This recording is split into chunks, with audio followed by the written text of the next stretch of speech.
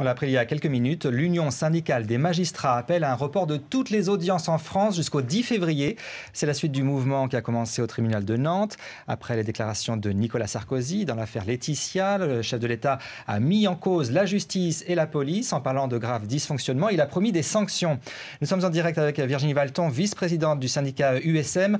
Bonjour, merci d'être avec nous. Tout d'abord, cette grogne, vous souhaitez donc qu'il n'y ait plus aucune audience pendant quasiment une semaine en France ? Ce n'est plus une grogne, c'est la colère. C'est la colère des gens de la base face à l'inconséquence du gouvernement qui cherche des responsables pour, sans doute en prévision des élections de 2012, pour faire croire que les responsables sont justement parmi les personnes qui exécutent avec les moyens qu'on leur donne. Le vrai responsable, c'est Nicolas Sarkozy. Donc effectivement, cette fois-ci, c'est une grogne de tous les magistrats qui s'élèvent depuis toutes les juridictions de France. L'USM canalise effectivement, et les autres organisations syndicales également, mais ce sont tous les magistrats qui se révoltent et qui décident d'assemblée générale, de motions, de report de toutes les audiences. Ça commence, on a déjà quasiment une cinquantaine de juridictions qui se réunissent en assemblée générale pour décider d'un tel mouvement. Alors Virginie Valton, revenons sur les déclarations de Nicolas Sarkozy. Ce grave dysfonctionnement qu'il évoque, c'est sur le suivi de Tony Meillon, le principal suspect. Qu'est-ce que vous avez à répondre ?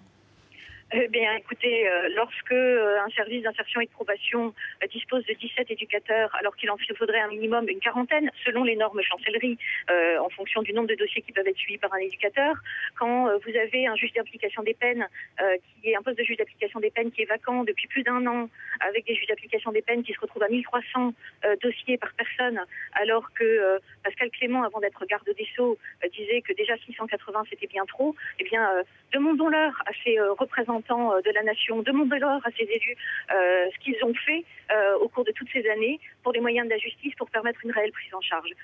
Alors, on connaît le passé de Tony Meillon. Est-ce quand même qu'il n'y a pas une faute que personne ne se soit assuré qu'il est suivi vraiment par un conseiller d'insertion? C'est une enquête du ministère de la Justice et de l'Intérieur qui le dit quand même.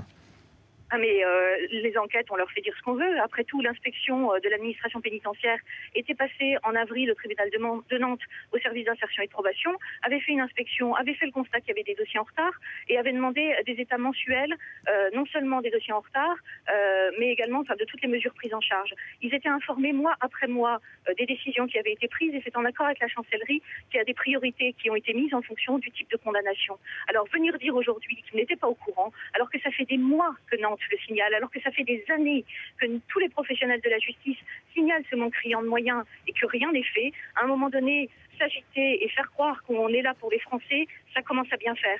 Qu'ils nous montrent par leurs actes qu'ils font quelque chose et non pas juste faire voter des lois pour l'effet d'esbrouf et faire croire au moment d'un drame qu'on s'intéresse aux Français.